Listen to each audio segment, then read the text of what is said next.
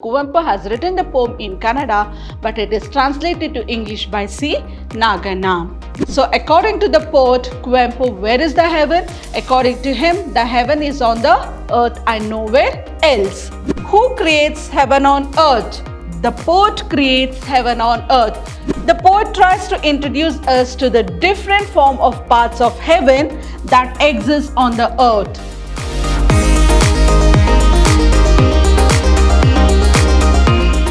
Hello everyone, I'm Babita Tamaya, lecturer, Department of English, Vidhyaashram Pre-University College, the Temple of Excellence, Mysuru. In my last revision class, I had revised the chapter, I Believe That Books Will Never Disappear. It was an interview, Alifona, who is interviewing Borges.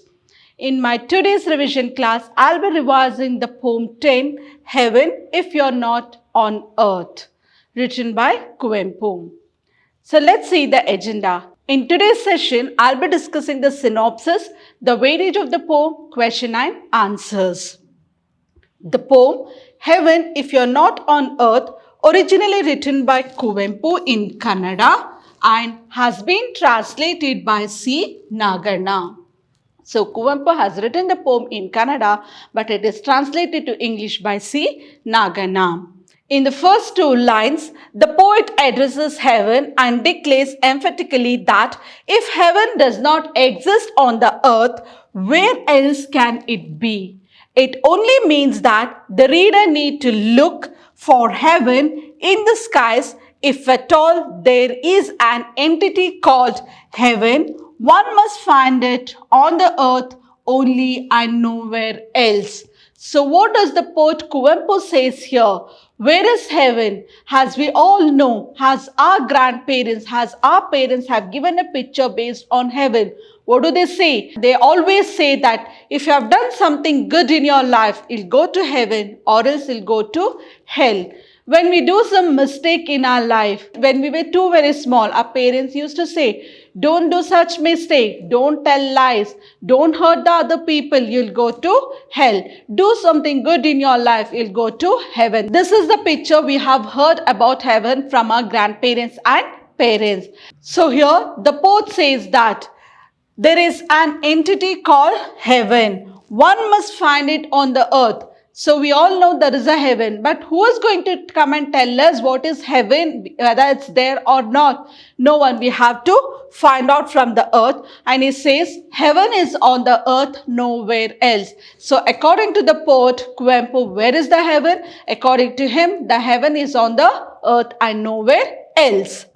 The poet feels that heaven cannot be anywhere else other than earth. He continues with the same idea and further feels that if we cannot be gods, then there are no gods. And same thing with heavenly nymphs. Nymphs are the angels. Beautiful description of nature is presented. So here the poet says, Kuvempu says, can we be a god or have we seen God? We all know that the God is everywhere, but we have not seen alive. But we have seen God in the images or in the calendars. But none of them have seen the God alive. But we believe that God is everywhere. And the poet says, can we ourselves be a God? Can we be a God? Not possible. When we ourselves cannot be a God, there are no gods. And he also says that can we become an angel? Can we become the nymphs in that heaven? Not possible. Then he says there are no nymphs. So as we have heard the story about heaven, they say that if you have done something good, you will go to heaven or else to hell. And we also know that there are angels like Rambe, Urvashi and Menake who just entertain the people by dancing. But who has come and told us? The people one who are dead and gone. Have they come back and told us what is heaven and what is hell? No one told us. But what we have heard from the parents and our grandparents, we believe that if you have done something good in our life, we'll go to heaven or else to hell. But as per Kuvempu, he says that heaven is not the place where we go and reach after our death. He says that heaven is on the earth. The nature itself is heaven for Kuvempu. The poet tries to introduce to the different forms or parts of heaven that exist on the earth. So he says, he just explains the different parts, what we can see around the nature, around our surroundings. A river or a stream rushes fast and reaches the sea and loses its identity and waves the roll back as a surf onto the shore. So he says, where is heaven? The river or the stream which rushes fast. You can see the stream or the river flowing, or we can see the falls falling from the top, and it rolls like a surf and it comes and reaches to the edge of the shore. That is heaven. That is the beauty of the nature. So he says, well, what he says? The nature itself is a heaven for poet. The sunshine is quite tender and acceptable to the nature, and this sunshine is spread throughout the green garden. When he sees a combination of beautiful working nature, it seems equated to heaven.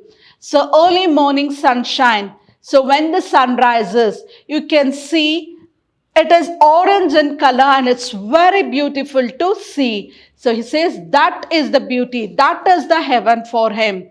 And early morning, once you wake up, just open the window and see the greenery over there. That is the green garden over there.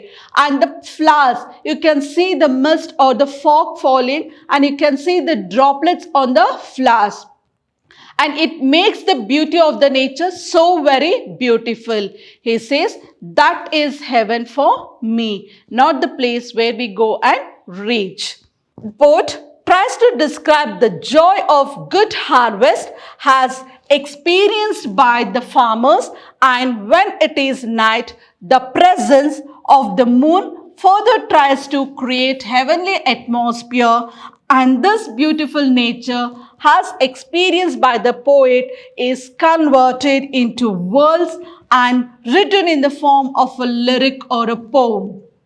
At last he speaks about the moonlight. Once the crop is ready to harvest, and once it is harvested, it will be there in the field for 3 days to dry completely. So during night, because of the moonlight, the harvested crops which is there on the field, it look like a bed because it is kept in one side. So that makes him feel so very happy. That is the beauty of the heaven for Kuvempu. The poet ends up the poem saying that the poet who imbibes this heavenly bliss spreads the nectar of heaven through his poetry on this earth. And this creature of literature is bound to create heaven on earth, and this circumstance, the poet creates heaven through his poems or songs. Not only that, the imbibing nectar, you can see the nectar in the flowers. When there are nectars, you can see the bees over there to suck the nectar.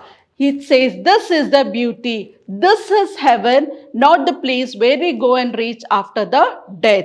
So according to poet Kuvempu, he says that heaven is on the earth and nowhere else. So who creates heaven on earth? It is the poet Kuvempu who creates heaven on earth. So let's see the weightage of this poem.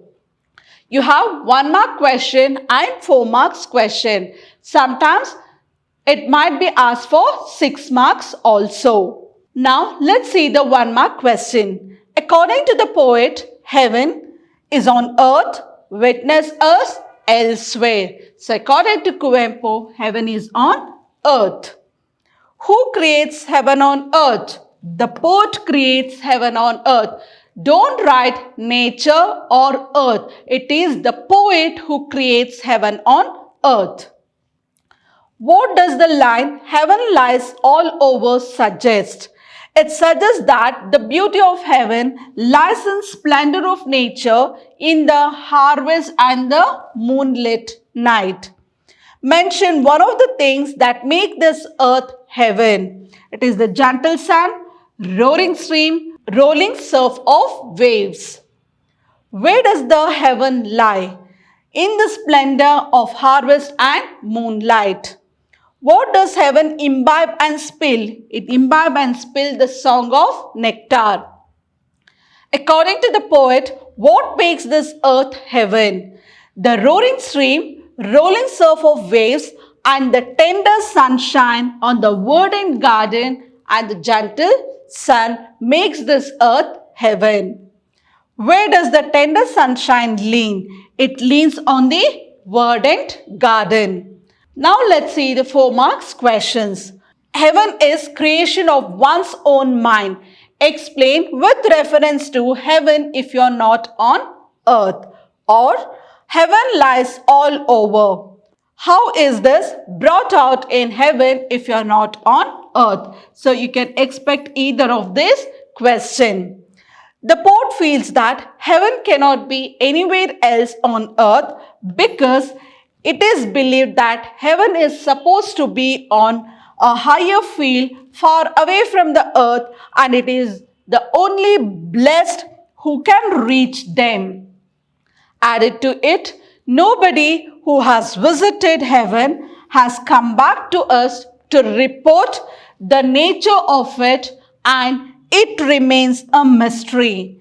That is the main reason people are advised to do good to reach heaven. The poet feels that heaven cannot be anywhere else rather than earth. He continues with the same idea, and further, he feels that if we cannot be gods, then there can be no gods. And the same with heavenly nymphs, that is the angels. Beautiful description of nature is presented. The poet tries to introduce us to the different form of parts of heaven that exist on the earth. The river or the stream rushes fast and reaches the sea, loses its identity, and the waves roll back as the surf on the shore.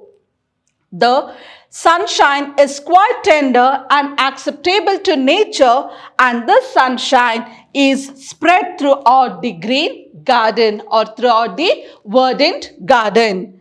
The presence of the moon further tries to create heavenly atmosphere, and this beautiful nature as experienced by the poet is converted into words and written in the form of lyric or a poem. The poet ends the poem saying that the poet who imbibes this heavenly bliss spreads the nectar of heaven through his poetry on this earth.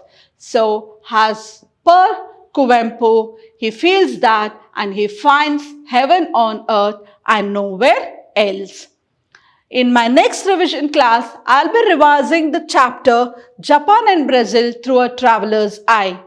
Have a good day. Thank you.